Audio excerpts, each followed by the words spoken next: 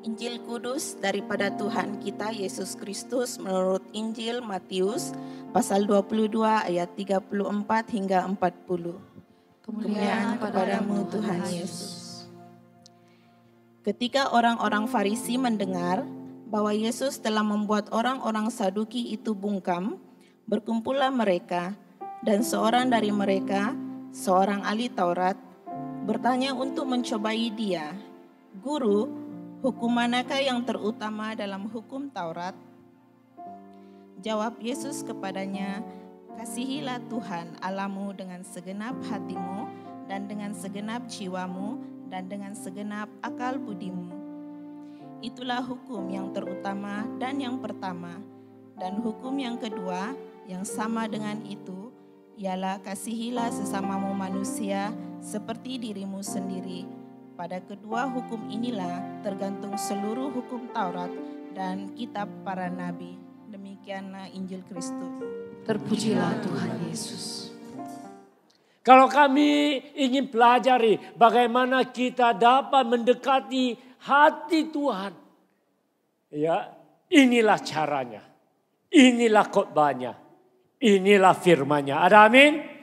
Ya. Dan hari ini kita akan sama-sama melihat firman Tuhan daripada petikan ini, daripada Matius 22 yang bertemakan melaksanakan hukum yang terutama. Mari kita kata sama-sama 1, 2, 3. Melaksanakan hukum yang terutama. Kata sekali lagi dengan suara yang lebih nyaring, lebih kuat. 1, 2, 3. Melaksanakan hukum yang terutama. Ya, di dalam Matius 22. Ya, ini adalah periode ataupun ini adalah petikan-petikan daripada sini sampailah ke hujung ya kitab Injil Matius ya daripada bab 22 hingga 28 adalah saat-saat yang paling tegang ya di dalam pelayanan Tuhan Yesus ya semasa dia pelayanannya di bumi. Ini adalah saat-saat yang paling dipanggil very confrontational. Konfrontasinya lebih-lebih lagi dengan para imam-imam dan juga para Taurat ya adalah saat-saat genting yang paling mendidih kata orang ya karena permusuhan ya dan juga kemarahan orang-orang Yahudi lebih-lebih lagi. Pemimpin-pemimpin orang-orang Israel. Ya mereka tidak senang dengan Yesus pada saat-saat sedemikian. Mereka mencoba dan mencari jalan untuk membunuh dia.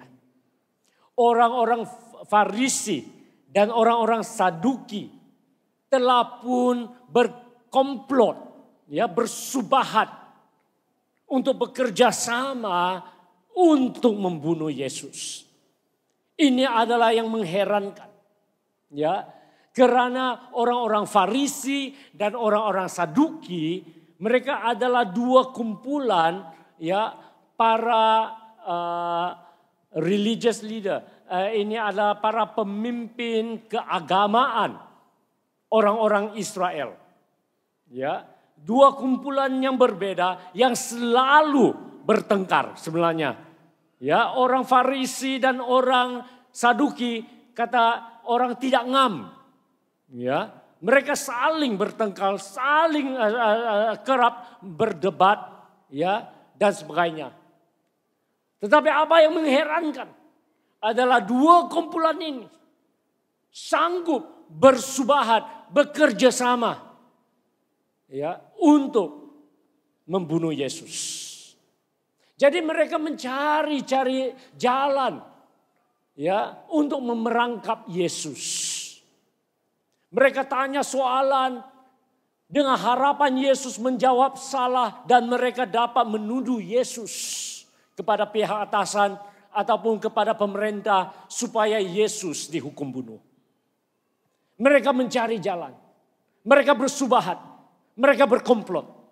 Dan ini adalah latar belakangnya semasa kita belajar bersama di dalam Matius 22 ini. Ya. Jadi Di dalam Matius 22, 34 hingga 36. Baru saja kita dengar ya apa yang berlaku.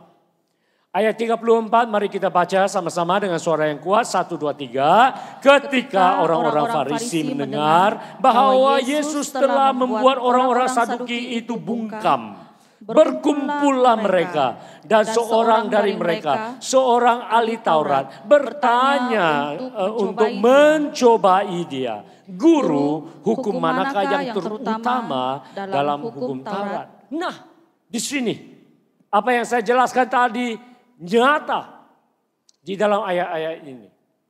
Yesus telah pun menggagalkan ya komplot orang-orang Saduki. Saya belajar perkataan baru ini, bungkam. Ya, Yesus telah ya menggagalkan satu komplot orang Saduki. Kalau kami baca petikan sebelumnya itu, ya. Di sini orang Saduki coba memerangkap Yesus. Yesus gagalkan rancangan mereka. Nah, Saduki sudah kalah, orang Saduki, nah, kamu tidak dapat, mari kami Farisi. Sekarang coba.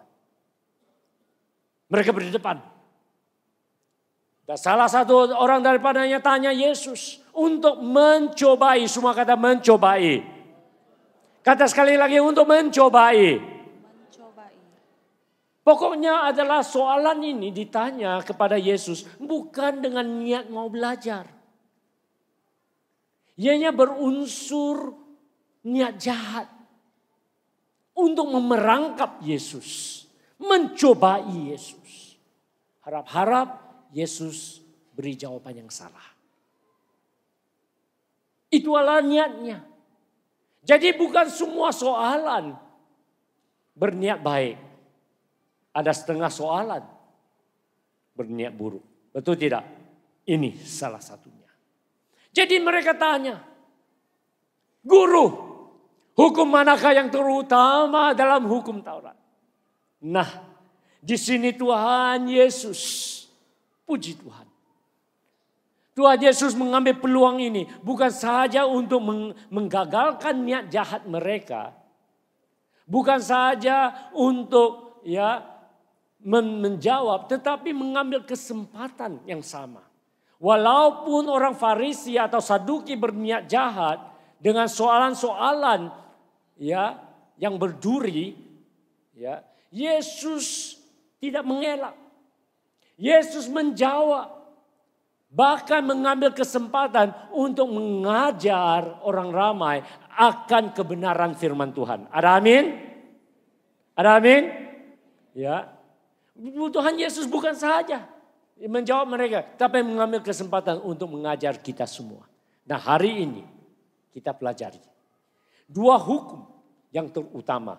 Semua kata hukum yang terutama, yaitu mengasihi Tuhan, mengasihi sesama. Mari kita kata sama-sama, mengasihi Tuhan, mengasihi sesama. Sekali lagi, mengasihi Tuhan, mengasihi sesama.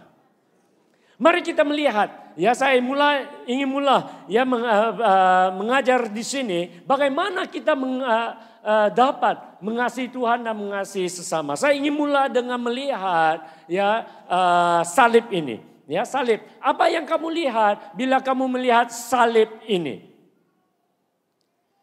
Setiap kali kamu melihat salib, apa yang datang kepada dalam pemikiran minda hati Anda? Bila kamu pandang salib, apa yang kamu perasan? Saya percaya karena kita baru saja menyambut hari Paskah. Pasti kebanyakan kita akan menjawab, salib melambangkan pengorbanan Tuhan Yesus. Ada amin? Tidak salah. Ya. Tetapi salib juga menjadi ilustrasi ataupun menjadi contoh ataupun gambar yang paling sesuai untuk mengajar kita bagaimana mengasihi Tuhan, mengasihi sesama.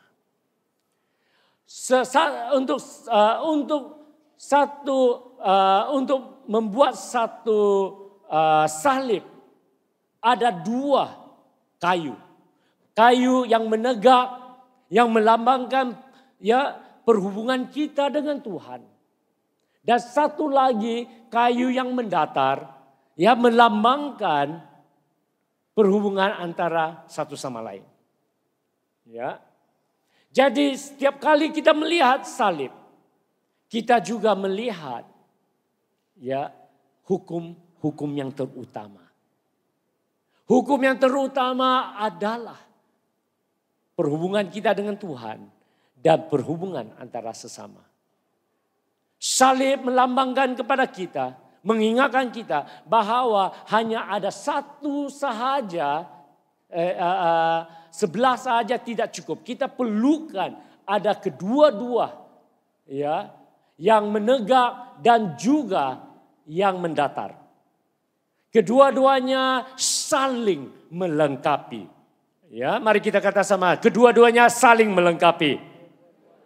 Saling melengkapi. Apakah yang dimaksudkan di sini adalah ya, apa yang dimaksudkan dengan saling melengkapi adalah ya kita tidak boleh ada satu tanpa yang keduanya. Ianya harus bersama. Kita tidak dapat kata kita ada hubungan yang baik dengan Tuhan kalau kita tidak ada hubungan baik dengan sesama. Demikian juga kita tidak dapat mengatakan kita ada hubungan yang baik dengan sesama kalau kita tidak ada hubungan yang baik dengan Tuhan.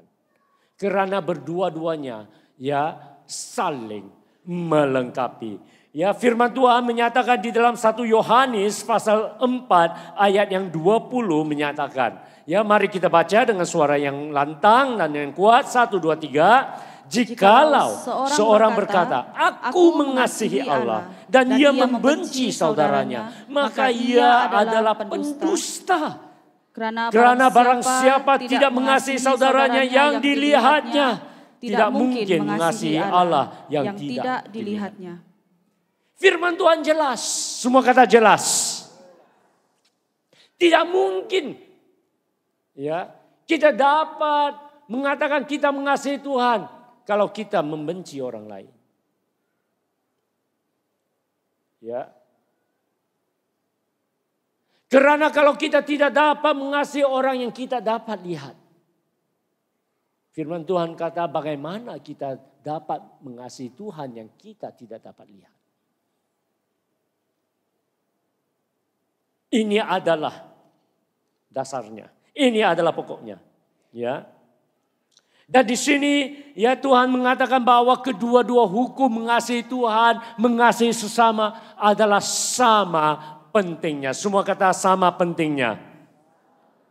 Yesus berkata bahwa kedua hukum ini merangkumi seluruh ya hukum-hukum Taurat dan juga Nabi. Dalam ayat 40 kita baca 1, 2, 3. Pada kedua hukum ini tergantung seluruh hukum Taurat dari kitab para nabi. Maksudnya ini. Yesus berkata kepada kita semua.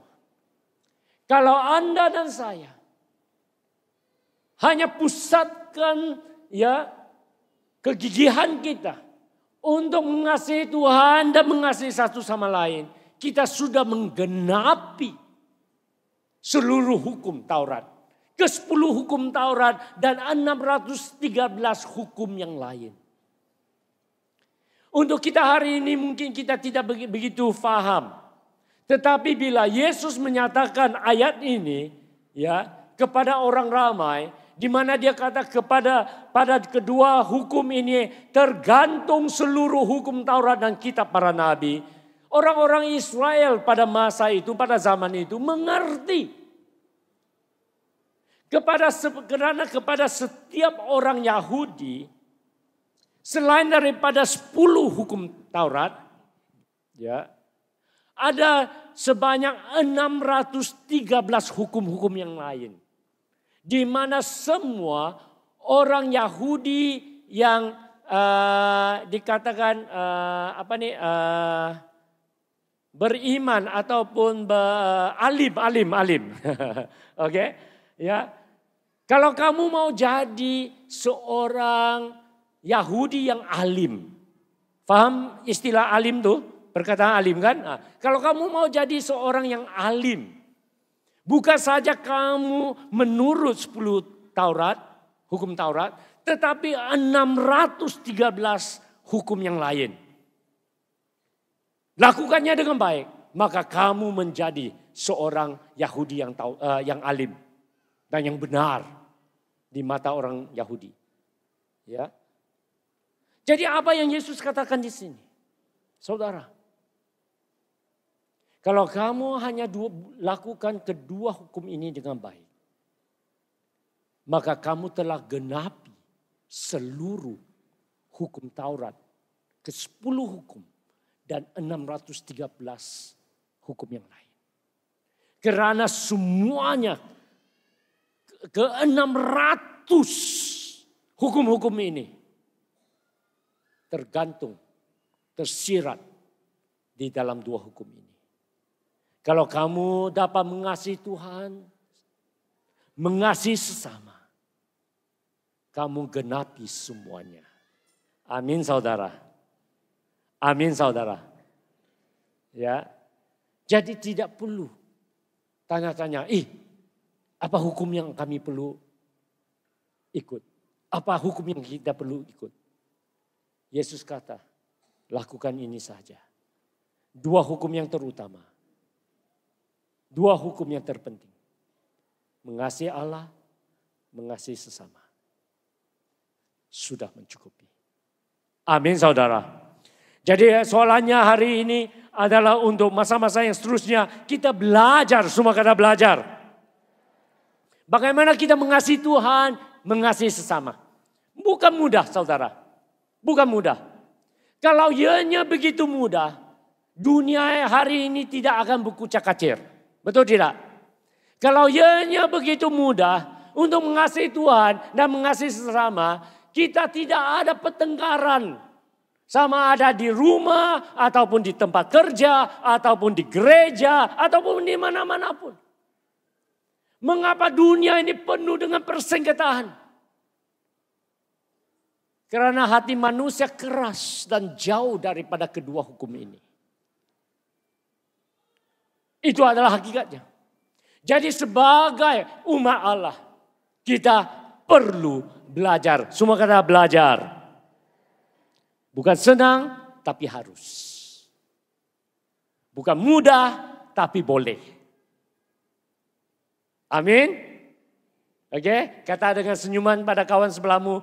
Kata pada dia, boleh bakal kau. Amin.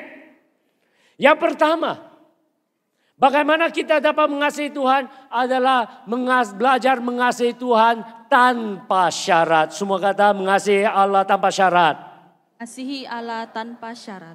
Maksudnya adalah kita mengasihi Tuhan dengan kami tidak menarik apa-apa balik. Kita tidak menahan apa-apa balik. Semuanya, keseluruhannya.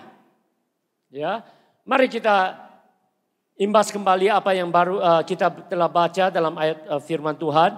Ayat 35 hingga 38, mari kita baca 1, 2, 3. Dan seorang dari mereka, seorang ahli Taurat bertanya untuk mencobai dia. Guru, hukum manakah yang terutama dalam hukum Taurat? Jawab Yesus kepadanya, kata sama-sama 1, 2, 3 dengan suara yang kuat. Kasihlah Tuhan Allahmu dengan segenap hatimu dan dengan segenap jiwamu dan dengan segenap akal budimu. Inilah hukum yang terutama dan yang pertama. Ya, maksudnya adalah berilah yang terbaik kesemuanya bagi Tuhan. Segenap hatimu. Segenap jiwamu, segenap akal budimu, dan segala kekuatanmu. Itu adalah apa yang dimaksudkan. Tuhan Yesus menggunakan pengajaran daripada perjanjian lama ini. Daripada ulangan yang ke-6 yang dipanggilkan Syama dalam bahasa Ibraninya. Adalah untuk mengasihi Tuhan dengan segenapnya. Apa yang dimaksudkan di sini adalah Tuhanlah adalah pribadi yang kita hidupi. Dialah yang kita muliakan. Dialah yang kita andalkan. Amin saudara. Dia hadir di dalam seluruh kehidupan kita. Nah, tidak ada satu ruang pun di dalam hidup kita yang dimana Tuhan tidak isi. Maksudnya adalah ini. Tuhan adalah segala-galanya. Semua kata segala-galanya. Tidak ada suatu masa di mana kita berkata pada Tuhan, Tuhan jangan campur tangan. Ini masalahku, aku akan selesaikan ini dengan caraku. Tuhan minta maaf. Minta maaf Tuhan, jangan campur tangan. Tidak ada. Untuk maksud mengasihi Tuhan dengan segenap hati. Berarti segala-galanya tidak ada sesuatu yang dimana Tuhan tidak dapat campur tangan. Tidak ada sesuatu yang dimana Tuhan tidak berdaulat di dalam hidup kita. Lagu yang baru saja kita baca tadi sebagai persiapan hati. Mengatakan Tuhan berdaulat, berkuasa. Itulah maksudnya. Tidak kira senang atau susah, segala pergumulan dan juga cabaran hidup yang kita alami, Tuhan ada di tengah-tengah. Sebagaimana Mazmur mengatakan Tuhan adalah gembalaku. Dia bersamaku. Ya, di padang hijau ataupun di dalam kegelaman. Tuhan tetap beserta. Itu adalah maksudnya seorang yang mengandalkan Tuhan dalam segala-galanya. Ada amin saudara? Ada amin saudara? Ya. Jadi oleh itu Rasul Paulus ya, dia juga memberi kesimpulan dengan kata-katanya sendiri. Maksud ya mengasihi Tuhan segenap hati ya yang seluruhnya. Ya dia kata, mari kita baca 1, 2, 3. Namun aku hidup, tetapi bukan lagi aku sendiri yang hidup, melainkan Kristus yang hidup di dalam aku. Dan hidupku yang kuhidupi sekarang di dalam daging adalah hidup oleh iman dalam Anak Allah yang telah mengasihi aku dan menyerahkan dirinya untuk aku. Ya, ini adalah kata-katanya. Wow. Paulus memahami apa yang dimaksudkan mengasihi Tuhan tanpa syarat. Dia paham apa yang dimaksudkan mengasihi Tuhan segala-galanya lebih dari apa yang ada. Lebih daripada hidupnya sendiri. Lebih daripada orang kesayangannya. Lebih dari kesemuanya. Saya ingin memberi satu contoh pribadi. Bila saya menyahut panggilan Tuhan untuk melayani Tuhan sepenuh masa. Pada masa itu saya sudah sebenarnya berpacaran dengan istriku Jillian. Ya, kami sudah berpacaran. Ya, dan Tuhan memanggil saya melayani. Dan saya memberi hidup saya untuk menjadi pelayan Tuhan. Dan saya membuat persiapan untuk pergi belajar ke sekolah teologi. Pada masa itu ini zaman 30 tahun yang lalu ya. 30 tahun yang lalu, lebih dari 30 tahun yang lalu. Pada zaman itu ya, setiap orang yang bujang ya. Pada masa itu belum berkawinkan, masih berpacaran ya. Yang bujang pergi ke sekolah Alkitab. Gereja tidak galakkan ya untuk berkawin. Habis selesai pengajianmu barulah kamu kawin. Oke? Jadi pacarku harus tunggu 4 tahun tunggu aku. Lama tidak? Lama. Puji Tuhan. Dia tidak ada di sini. Kalau ada di sini kami tepuk tangan ya. Ya, tapi dia tidak ada di sini. Ya. Besar pengorbanannya. Tunggu aku 4 tahun. Aku di Singapura belajar.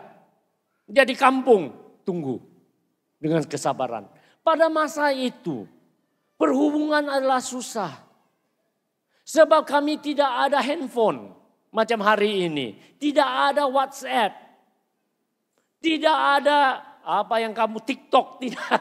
Tidak ada voicemail. Semuanya tidak ada. Hanya 2 cara saja perhubungan dulu kala. Ini 30 tahun yang lebih dulu. Nomor 1, tulis surat. Nah, tulis surat punya lambat. Ya, dari Singapura hantar surat sampai ke Labuan. Saya berasal dari Labuan. Sampai ke Labuan mengambil 1 minggu. Berapa lama? Nah, selepas dia jawab juga harus datang berapa lama? 1 minggu. Hanya untuk mendengar jawaban 2 minggu. Contohnya adalah ini. Saya kata, halo apa kabar? 1 minggu sampai. Dan dia jawab, oh bagus sayang. Oke, terima kasih. Bagaimana engkau? Oh, 1 minggu lagi baru dapat. Oh, oke, jawabannya. Oke, itu adalah begitu lama. Hari ini hidup kamu begitu senang. Dulunya susah. Yang kedua, cara kedua pun susah. Itu telepon. Oke, siapa yang masih ingat telepon yang harus pakai uang kecil? Harus masukkan di dalam telepon itu. Siapa yang masih ingat itu? Oke. Yang lambai-lambai tangan semua kawan-kawan saya. Yang tidak ingat mungkin mereka pun tidak apa itu. Ya. Dulunya tidak ada tidak ada kartu. Siling harus ada banyak dalam poket. Oke. Dan untuk telepon dari Singapura balik ke kampung, mahal. Semua kata mahal. Oke, mahal pada masa itu. Ya, kalau saya tidak silap, saya masih ingat $10 Singapura. Oke, hanya boleh cakap lebih kurang lebih dari 2 menit. 2 menit, habis sudah. Oke, jadi maklumlah, masa belajar dulu mana ada begitu banyak duit. Ya, 1 bulan dapat call 1 kali saja. Kamu hari-hari call sampai tengah malam. Oke. Kami 1 bulan telepon 1 kali. Dan harus sedia, harus bersiap. Apa yang mau cakap. Sebab masa lalu cepat. Kamu dial tik tik tik tik tik tik tik tik kring kring kring. Halo, wah sudah mulai. Wah, cepat-cepat cakap. Ya, dan duitnya cepat-cepat masuk, kling, kling, kling, kling, tidak habis-habis. Ya. Dan kadang-kadang begitu cepat masa jalan sampai tidak sempat kata I love you. Tidak sempat kata goodbye sayang selamat malam, tidak. Cakap, tuh. Oh, habis sudah gak? Aduh kasihan. Sambung bulan depan. Itulah situasinya. Nah, kemana aku pula? Nah, pada masa itu semasa saya belajar di sekolah Alkitab, ya, ada satu kursus mengenai keluarga. Pada masa itu kan saya sudah berpacaran, ya, dan saya syukur bahwa pensyarah izinkan saya dengan pacar saya melaksanakan satu proyek, oke, mengenai perhubungan. Jadi kami perlu baca banyak buku. Ya, dia pun sanggup baca buku bersama saya. Dan setelah baca buku kami harus beri pendapat, refleksi kami dan sebagainya. Oke. Dan saya syukur kami dapat bekerja sama dalam hal itu. Sebagaimana ya, dan di sinilah. Jadi di dalam semua pelajarannya ya untuk Mrs. ya belajar. Satu hari dia tulis 1 surat kepada saya. Dia tulis 1 surat. Dan saya masih ada lagi surat itu. Nah, untuk pengetahuan Anda, dengar baik-baik. Saya masih ada lagi ya di dalam simpanan kami keluarga, ya, file-file bukan satu file ya, surat-surat kami dalam 4 tahun. Suka dukanya semua ada di dalam itu. Kami masih simpan. Oke. Hasrat hatiku adalah bila saya retire itu apa? Hasrat saya adalah selepas saya bersarah, Oke, saya tulis satu buku, memoir percintaan. Dan surat-surat ini dimasukkan ke dalamnya. Bolehkah? Kamu sanggup beli buku itu? Tidak ada orang angkat tangan, tak mau tulislah. Sia-sia. Ya. Jadi di dalam salah satu surat yang bakal istri aku, pacarku tulis kepadaku pada masa itu adalah ini. Ini adalah sebagian daripada penerapan pelajarannya dalam kursus perhubungan ini. Dan dia kata, saya baca dalam bahasa Inggrisnya dulu.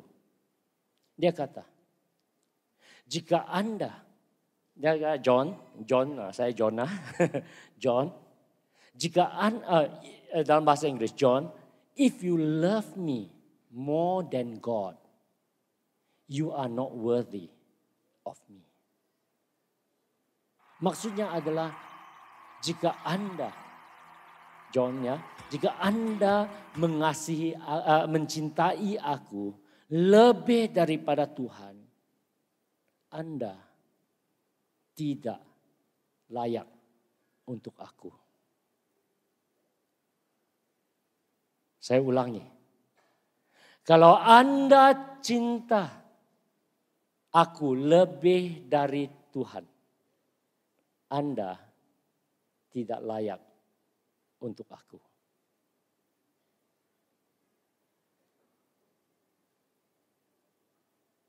Saya akui. Pada masa itu bila saya baca kata-kata ini, tersinggung aku. Sakit hati. Aduh sakit. Sakit.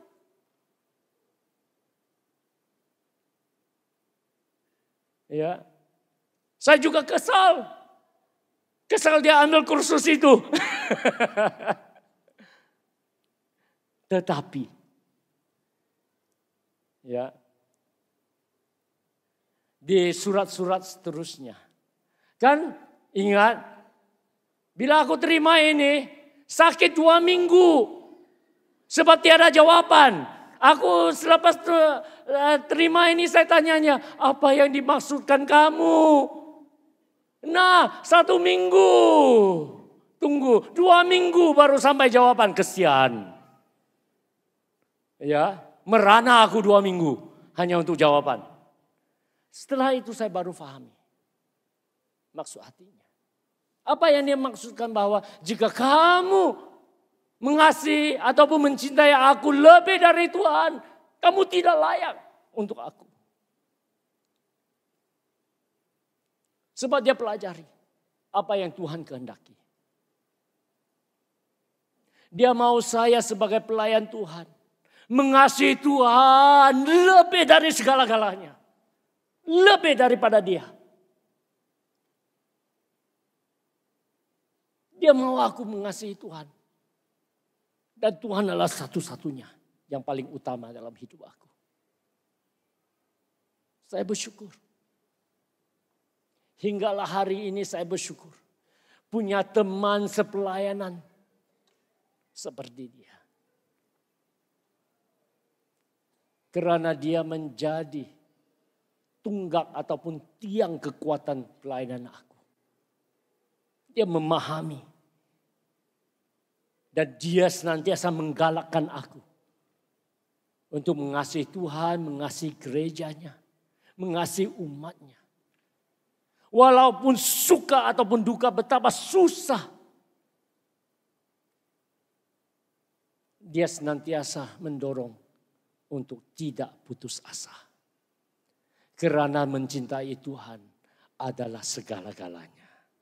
Ada amin? Ada amin? Beri syukur pada Tuhan. Haleluya.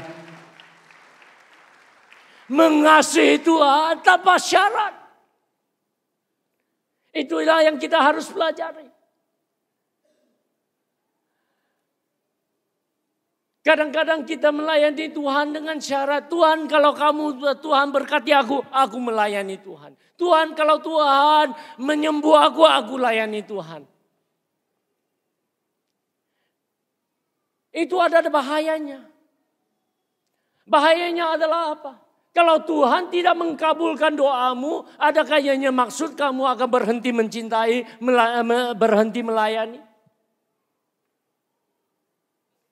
Tidak kan? Tidak seharusnya. Karena cinta kepada Tuhan, mengasihi Tuhan yang suci dan yang murni adalah mengasihi Tuhan tanpa syarat. Ianya lebih daripada aktiviti semata-mata. Ianya berdasarkan hubungan. Bila kami mulai memahami ini, semuanya saudara tidak mempunyai masalah buat kita. Untuk berkorban masa, berkorban uang, berkorban ini, itu semuanya harga yang kecil untuk dibayar.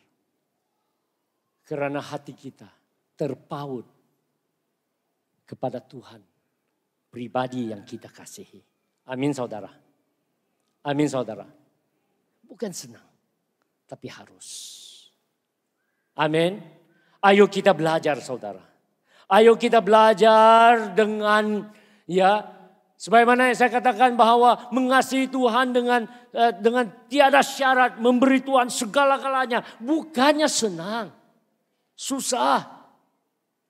Kenapa susah? Karena kami masih ada ketamakan kita sendiri. Kita masih lagi ada keegoan kita tersendiri. Kita masih ada lagi kemahuan-kemahuan kita. Barang-barang duniawi dan sebagainya. Ya. Kita masih lagi bergumur dalam semua hal ini. Tidak kira dosa ataupun apa sekalipun. Jadi mengasihi Tuhan bukan mudah. Tetapi ini adalah sesuatu yang kita boleh belajar bersama. Ada amin? Ada amin? Ayo kita belajar bersama. Ayo kita belajar mengasihi Tuhan segenap hati. Kata pada kawan sebelahmu, ayo kita belajar mengasihi Tuhan segenap hati. Amin saudara. Ya. Yang kedua, saudara, adalah ini. Ya. Selain daripada mengasihi Tuhan, perkara yang kedua sama susahnya adalah mengasihi sesama. Semua kata mengasihi sesama. Mengasihi sesama. Tanpa mengharapkan sebarang balasan. Kata sama-sama tanpa. Itu bukan mudah. Secara jujur ya saudara, kita semua sebagai manusia ya. Ini adalah human nature. Ya, kepribadian human nature itu apa? Sifat manusia. Ya, ini adalah sifat manusia. Ini kelemahan kita. Apa yang kita lakukan untuk orang kita harap balasan. Betul tidak? Oleh itu ada kata pepatah. Kamu tolong garu saya juga tolong garu kamu. Ya, you scratch me, I scratch you. Ya, kamu bantu saya bantu kamu. Itu sifat manusia. Itu adalah sesuatu, kelemahan kita sebagai manusia. Apa yang kita lakukan? Ya, jarang-jarang kita mempunyai hati yang memikirkan tanpa balasan. Yesus berkata dalam ayat 39 dan 40, mari kita baca dulu. 1, 2, 3. Dan hukum yang kedua, yang sama dengan itu, ialah kasihilah sesamamu manusia seperti dirimu sendiri. Pada kedua hukum ini tergantung seluruh hukum Taurat dan kitab para nabi. Kasihilah sesamamu manusia seperti dirimu sendiri. Bukan senang. Bukan senang saudara. Ya. Maksudnya adalah kita menolong orang, kita memberkati orang, ya kita membantu orang, mendorong orang lain tanpa mengharapkan sebarang balasan. Itu adalah maksudnya untuk mengasihi sesama. perkataan yang Yesus katakan di sini dalam ayat ke-39, di mana Tuhan berkata, dan hukum yang kedua yang sama, semua kata sama dengan itu. Perkataan sama dengan itu, ya, di dalam bahasa Yunaninya adalah homo, ya. Homo berarti serupa ataupun menyerupai. Seperti ya pantulan ataupun image yang kamu lihat di dalam cermin. Ya, apa yang kamu lihat di cermin adalah sama dengan apa yang nyata. Ya. Jadi ianya adalah sama. Artinya bahwa hukum pertama mengasihi Tuhan, ya, mengasihi sesama, ya, adalah sama pentingnya dan sama keutamaannya. Tidak ada satu yang kurang daripada yang satu. Ianya adalah seperti dua sisi ya dalam siling yang sama. Dua muka yang sama. Satu tidak boleh tanpa yang kedua. Kedua-duanya adalah sama penting. Ya. Jadi oleh itu, apa yang firman Tuhan nyatakan kepada kita adalah kita ianya juga penting. Bukan sahaja pentingkan mengasihi Tuhan, tapi belajar mengasihi sesama. Semua kata mengasihi sesama. Dalam Yohanes pasal yang keempat, 1 Yohanes pasal 4 ayat 11 dan kedua menyatakan, mari kita baca 1, 2, 3. Saudara-saudaraku yang kekasih, jikalau Allah sedemikian mengasihi kita, maka haruslah kita juga saling mengasihi. Tidak ada seorang pun yang pernah melihat Allah. Jika kita mengasihi, Allah tetap dalam kita dan kasih-Nya sempurna di dalam kita. Jika kita saling mengasihi, ayat 12, jika kita saling mengasihi, Allah tetap di dalam kita. Kasih-Nya sempurna di dalam kita. Ya. Ini adalah apa yang dimaksudkan firman Tuhan. Kita hanya dapat mengasihi satu sama lain bila hubungan kita dengan Tuhan adalah erat. Bukan senang untuk mengasihi orang yang kita tidak suka. Ataupun orang yang kita pandang rendah. Ya. Jadi oleh itu saudara, sebagaimana yang saya katakan tadi, ya. Kita sebagai manusia, sifat kemanusiaan adalah kita melakukan sesuatu untuk mengharapkan balasan. Tetapi untuk belajar mengasihi seseorang tanpa syarat, tanpa mengharapkan balasan, itu adalah berlawanan budaya sifat manusia. Itu sudah bersifat ketuhanan. Amin saudara. Jadi maksudnya apabila kita dapat melangkah ke dalam belajar mengasihi satu sama lain. Tanpa mengharapkan apa-apa kembali. Kita sudah mulai belajar sifat ketuhanan. Itu adalah apa yang penting. Yang kita harus pelajari. Saya bagi satu contoh. Ya, ada seorang budak yang miskin. Ya, begitu miskin sehingga tidak ada duit untuk beli roti. Dia selalu hari-hari berdiri di depan kedai roti. Dan menjengkuk masuk hanya melihat roti-roti dan ban-ban ya, yang dapat menghidu harumnya tetapi tidak dapat merasanya. Hari-hari dia di situ tengok saja. Ya, roti-roti baru disimpan di meja dan sebagainya. Dan hari-hari banyak orang keluar masuk beli. Satu hari ada seorang ya bapak masuk ke kedai itu sama seperti orang lain ya beli roti. Dan apabila bapak ini keluar daripada kedai roti itu, dia berikan kepada anak ini satu bungkus ban yang baru sahaja, yang masih panas-panas. Anak itu terkejut, tercengang. Bila bapak itu bagi dia bungkusan roti ini. Dia stun sementara, tidak tahu apa yang mau lakukan. Nah, orang itu setelah beri dia terus jalan. Oke. Selepas dia sadar, wah, ada roti baru, roti fresh di tangannya.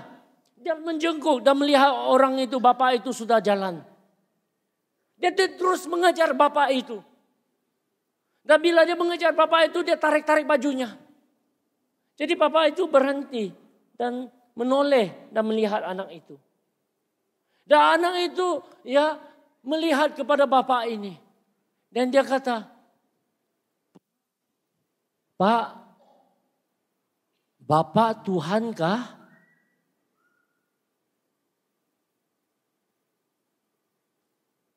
Bapak Tuhan kah? Are you God? Sebab di dalam pemikiran anak ini, hanya Tuhan sahaja yang begitu murah hati dan dapat melakukan dengan baik hati. Sebab di dalam pemikirannya manusia tidak mungkin boleh menjadi sebaik hati itu. Jadi bila dia terima roti ini, dia tercangang, dia terkejut. Dan dia datang kepada bapak ini. Memikirkan bahwa bapak ini mungkin Tuhan. Saudara, inilah cabaran buat kita.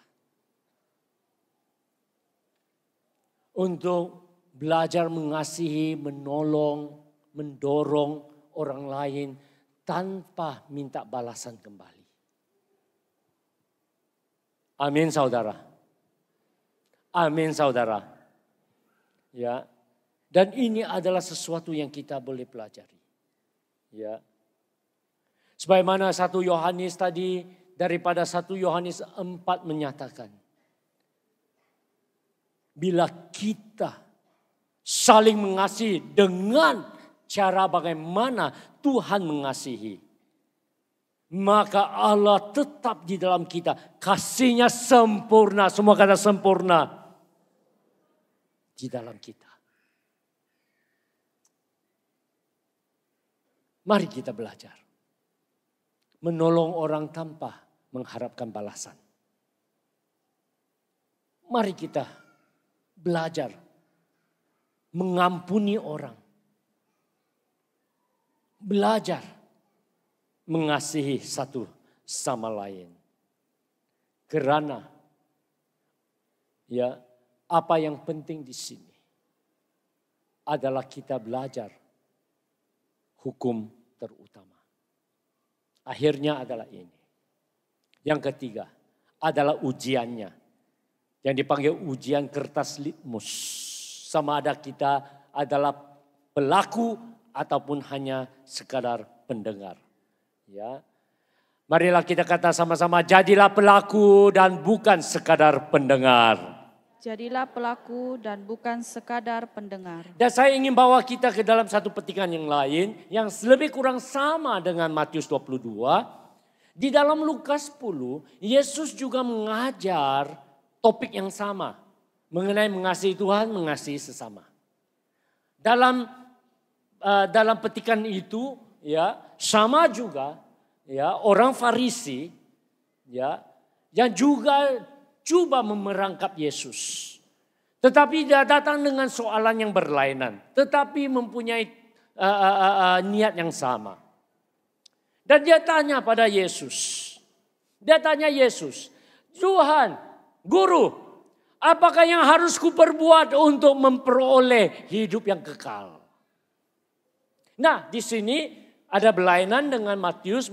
Tuhan Yesus menjawab, memberi jawaban. Tapi di sini Yesus mengembalikan soalannya dan tanya kepada orang ini. Ya, kamu tahu firman Tuhan? Apa yang dikatakan di dalam Taurat?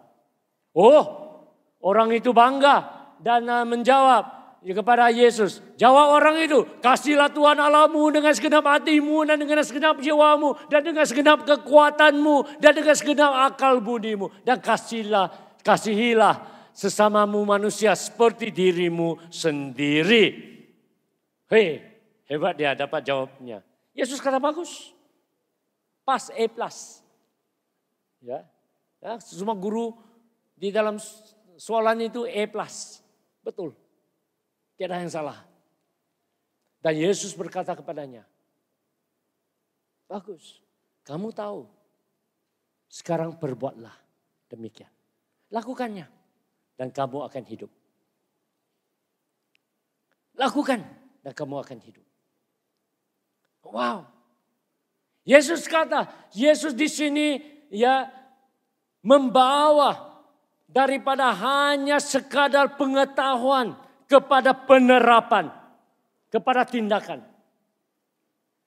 Karena manusia banyak yang kita tahu tetapi jarang-jarang kita lakukan. Yesus kata, kamu tahu jawabannya, bagus, sekarang lakukan dan kamu akan hidup. Nah, orang itu heran sekali, ya, dia terperasan, tidak tahu kenapa, dan dia membalas dengan satu soalan, ya. Firman Tuhan mengatakan bahwa orang itu coba membenarkan dirinya dan dia berkata pada Yesus, siapakah sesamaku manusia? Siapakah jiranku? Dalam bahasa Yunaninya ataupun dalam bahasa Inggrisnya, my neighbor, jiranku, ya. Mengasihi jiranmu, mengasihi sesamamu, ya. Siapakah orang sesamaku? Nah, di sini adalah penerapannya, semua kata penerapan. Di dalam kitab Lukas, Yesus meneruskan pengajaran yang mana saya kata ya walaupun hanya berunsur perangkap, tetapi Yesus mengambil kesempatan untuk mengajar semuanya, semua orang. Dan Yesus mengambil kesempatan ini memberikan satu pengajaran. Ya, saya tidak tahu mengapa orang yang tanya soalan ini terperasan sehingganya coba membenarkan diri.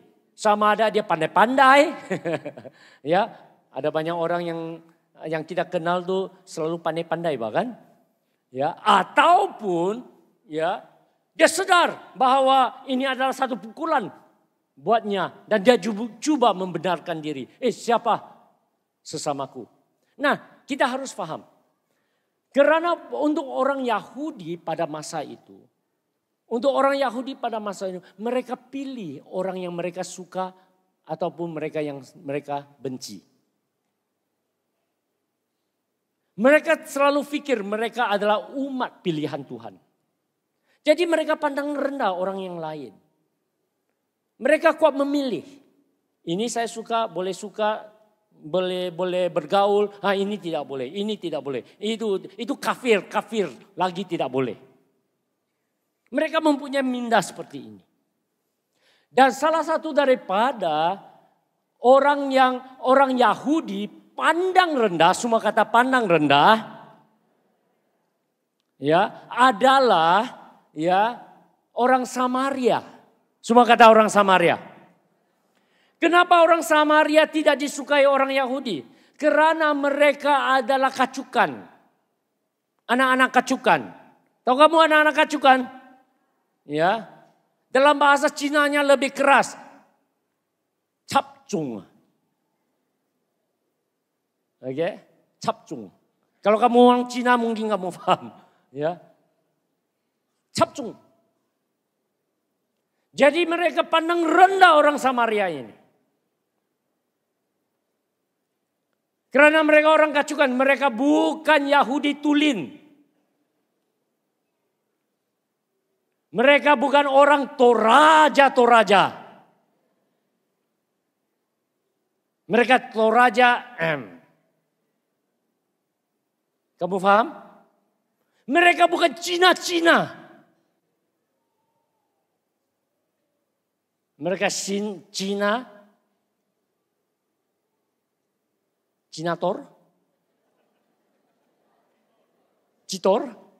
Citor, bukan Cinator, Citor. Ya. Kadang-kadang saya nampak ada orang pos-pos, saya pun nggak tahu apa ini ya. Kamu paham tidak? Paham kan? Manusia mempunyai sifat yang bias. Apa itu bias? Pilih kasih. Orang Cina adalah yang paling teruk dibandingkan. Saya cakap orang Cina sebab saya Cina-Cina ini. Jadi jangan tersinggung kalau saya kata apa-apa. Sebab untuk orang Cina, ya, kalau kamu tahu bahasa Cina, ada beberapa bahasa orang Cina di sini. Oke. Orang Cina panggil orang Cina orang. Tapi panggil orang yang lain semua antu. Atau babi. Oke. Halo. Ini kelemahan sifat orang Cina. Kami tongin. Kan? Berapa orang Cina sini yang paham saya cakap ini? Orang Cina sini? Oke. Kalau orang Cina kami tongin. Nah dia tongin lah. Yang itu orang putih itu fung mau kui. Oke, orang putih antu putih.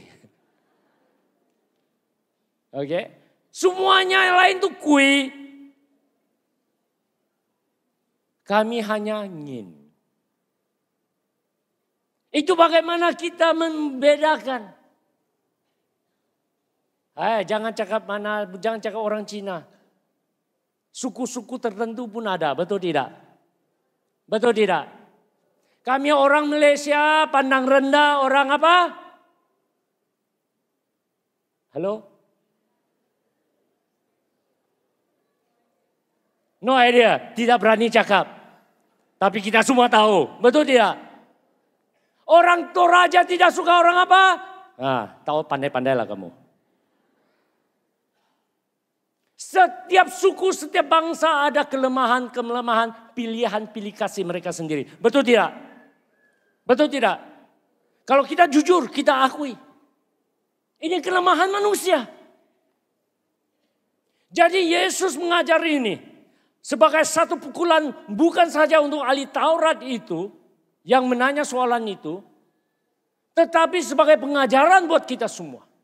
Yesus sengaja mengambil orang Samaria menjadi teladan.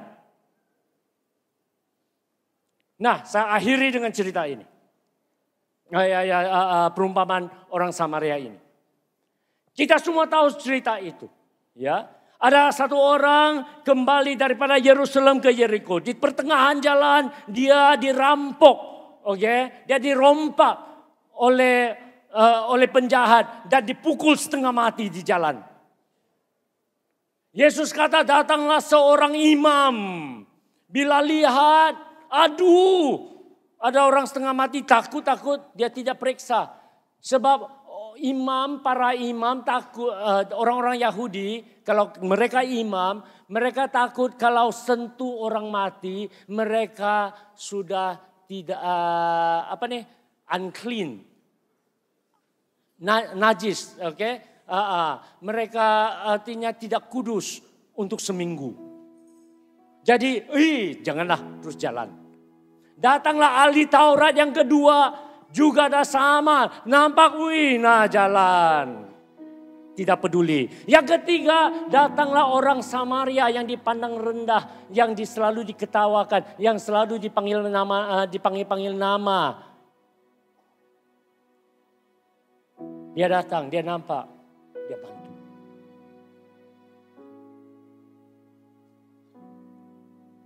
Saya memodelkan, boleh?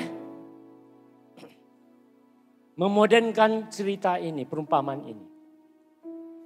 Katalah satu hari ada satu eksiden di depan jalan. Di depan gereja. Ada seorang terlantar di sana setengah mati. Datanglah si bishop. Siapa? Datanglah si bishop, nampak orang itu lantar setengah mati di sana. Janganlah. Jangan susahkan diri. Jalan pulang rumah. Tidak peduli. Selepas itu datanglah si padri. Siapa? Datanglah padri. Ada orang terlantar berdarah setengah mati. Kebaktian sudah mau mula. Tidak ada cukup masa. Pedulilah, ada orang lain jaga. Buat kerja dulu.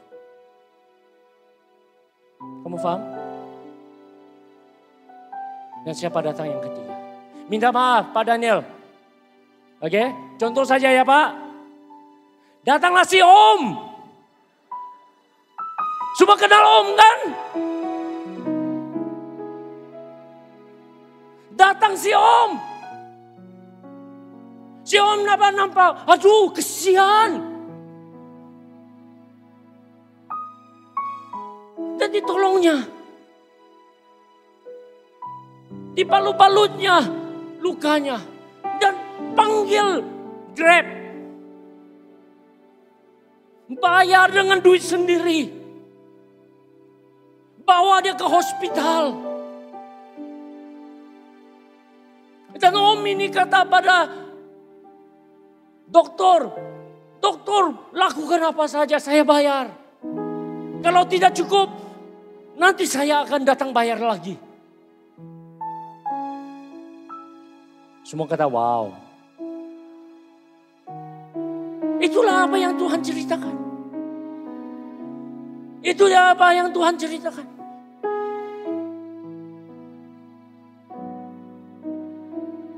Untuk Tuhan Yesus. Sesama manusia ataupun jiran kita. Bukan berdasarkan agama ataupun race itu apa? Bangsa atau agama. Sesama manusia kita di dalam mata Tuhan. Berdasarkan kasih Tuhan. Amin saudara. Dan kemurahan Tuhan. Tidak ada pilih kasihnya. Oleh itu Roma pasal 5 ayat ke-8 mengatakan. Firman Tuhan menyatakan. Mari kita baca. 1, 2, 3. Akan tetapi Allah menunjukkan kasih-Nya. Oke. Alright, 1, 2, 3. Akan tetapi Allah menunjukkan kasih-Nya kepada kita oleh kerana Kristus telah mati untuk kita ketika kita masih berdosa. Semasa kita masih berdosa, kita tidak layak. Tuhan sudah duluan mati untuk kita. Itulah kasih sejati. Tuhan mengasihi walaupun yang tidak layak. Saudara, mengasihi sesama. Tuhan Yesus pernah mengajar, mengasihi sesama yang kita kenal, kita suka, senang. Tetapi mengasihi musuh kita. Orang yang kita tidak senang, orang yang kita pandang rendah dan dapat mengasihi mereka adalah divine. Divine itu apa? Adalah ilahi. Adalah ilahi. Amin. Untuk kita belajar mengasihi sesama. Yesus mengajar dalam perumpamaan orang Samaria ini. Ya. Yang pertama kita perlu ada hati. Semua kata ada hati. Ya, ayat 33 di dalam Lukas pasal 10 menyatakan orang Samaria ini bila melihat orang yang tercedera itu, dia mempunyai belas kasihan. Semua kata belas kasihan. Dia mempunyai hati. Selain daripada itu, Ya. Firman Tuhan menyatakan bahwa ya dia melibatkan diri, semua kata melibatkan diri. Dia sanggup ya turun padang kata orang untuk membalut orang yang cedera ini. Dia melibatkan diri. Dia bukan saja orang yang pandai cakap, tidak pandai buat. Dia kata, dia lakukan. Amin. Selain daripada itu, dia sanggup. Semua kata sanggup. Kata sekali lagi sanggup. Dia sanggup menggunakan apa yang dia ada. Keledainya, duitnya. Untuk membantu. Itulah penata layanan. Saya akhiri dengan satu cerita, ini cerita benar. Yang saya saksikan dengan mata sendiri. Rasa dengan hati sendiri. Beberapa tahun yang lalu, semasa saya turun daripada sekolah VC di BSI, balik ke gereja. Di pertengahan jalan ada jam panjang. Saya pikir ada police check. Tapi bukan traffic checking. Ada accident di seberang jalan. Ya, yang naik ke BSI ya di dekat selepas Batu 7 kalau saya tidak silap, oke, ada accident di sana. Jadi biasalah kan di Tawau ini ataupun di mana-mana saja kalau ada accident, semua orang pelahankan kereta, tengok-tengok baru jalan. Betul tidak? Oke. Ada yang pelahankan jalan, tengok-tengok, harap-harap nampak nombor. Dan semuanya. Ya. Dan saya juga. Ya. Jadi dari jauh, ya, bila saya mendekati tempat eksiden di seberang jalan, ya. Bila saya mendekati, saya nampak banyak orang sudah yang juga berhenti di tepi jalan dan coba membantu. Dan saya melihat dari jauh, mereka angkat orang keluar dari kereta. Wah, saya kata dalam hati, aduh, serius ini, banyak orang yang tercedera. Saya nampak mereka angkat keluar. Dan semasa saya dekat saya nampak ya yang mereka angkat keluar ada dua tiga orang kalau saya tidak silap. Ya, semua berdarahan. Semua berdarah. Dan dari jauh. Oke, saya telah melihat, wah, serius. Semasa saya mendekati, lebih mendekati. Bila saya dekat sampai ke tempat ya, kemalangan itu. Tiba-tiba saya nampak juga satu kereta. Jadi seberang pun begitu. Dan semuanya jam, semuanya pelan-pelan jalan. Oke. Tiba saya nampak satu kereta. Nah, ini bukan kereta sembarangan. Ini bukan kereta Proton Saga. Ini adalah kereta yang mewah. Nampaknya baru. Jalan-jalan berhenti. Saya nampak orang itu keluar dari kereta. Seorang anak muda, ya, keluar dari kereta, dia nampak ya beberapa orang yang terbaring di tepi jalan, ya sebab ambulans kan belum sampai dan sebagainya, ya dia terus suruh orang-orang angkat orang-orang ini masuk keretanya,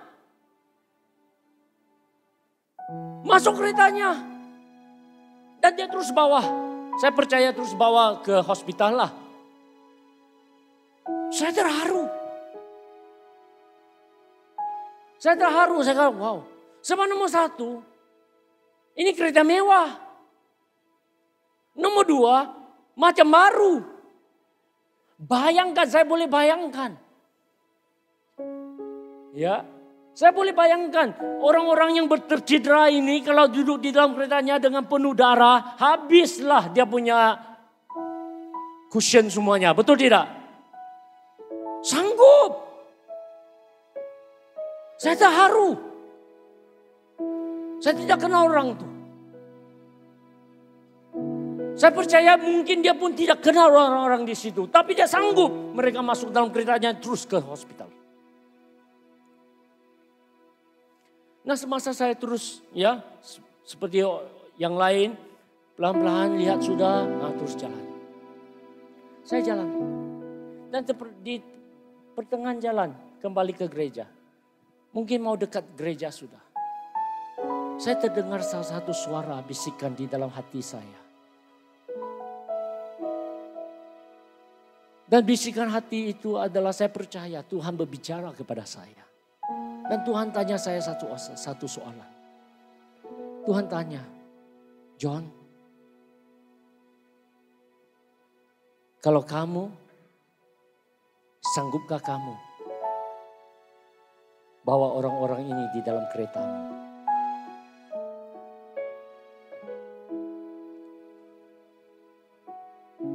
Terkejut sejenak aku.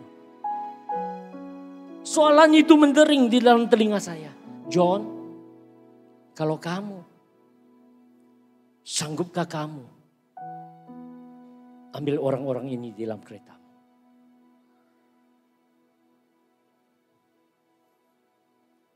Secara jujur, dengar. Secara jujur, bila saya terdengar soalan ini membisik di dalam hati nurani saya bergumul.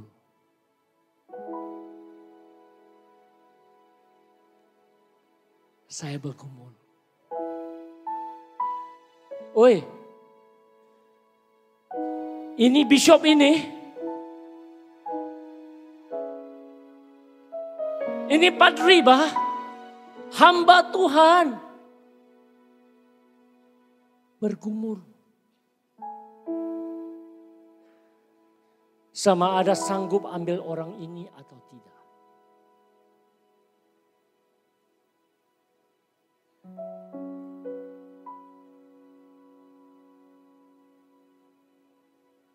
Saat itu saya sakit hati.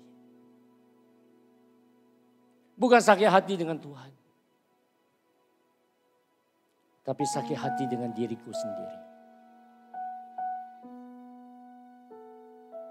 Kenapa saya sebagai hamba Tuhan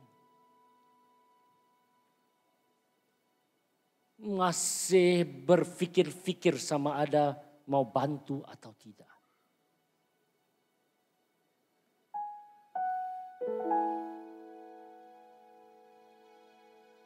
Saya kesal dengan diriku sendiri. Karena saya tidak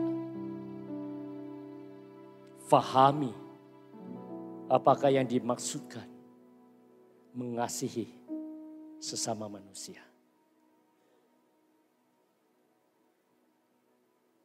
Amin saudara. Kita harus banyak belajar. Oleh itu saya kata dari mula tadi, khotbah ini adalah satu khotbah yang mungkin mudah dibawakan. Tetapi susah dilakukan. Kita harus banyak belajar. Kita harus banyak menyangkal diri, memikul salib. Firman Tuhan Yesus berkata memikul salib, bukan memakai salib. Saya pakai salib yang besar ini, mana ada orang boleh lawan saya nih. Pakai salib senang. Amin saudara. Pikul salib adalah yang dituntut Tuhan dari kita semua. Untuk mengasihi Tuhan tanpa syarat. Mengasihi sesama tanpa harapan balasan kembali. Itu yang kita harus belajar. Amin saudara. Mari kita bangkit berdiri. Oleh itu di dalam setiap kebaktian, kita senantiasa mengakhiri kebaktian kita dengan kata-kata ini. Mengingatkan kita untuk mengasihi Tuhan segenap hati. Mengasihi sesama sehangat hati. Kita mengingatkan satu sama lain supaya kita tidak lupa hukum terutama ini. Karena firman Tuhan berkata, Yesus berkata, kamu lakukan ini dengan baik, maka kamu telah menggenapi segala Taurat dan para nabi. Amin saudara. Amin saudara. Mari kita kata sama-sama. 1, 2, 3. Mengasihi Tuhan segenap hati. Mengasihi sesama segenap hati. Sekali lagi. 1, 2, 3. Mengasihi Tuhan segenap hati. Mengasihi sesama sehangat hati. Mari kita persiapkan hati kita untuk menerima perjamuan suci.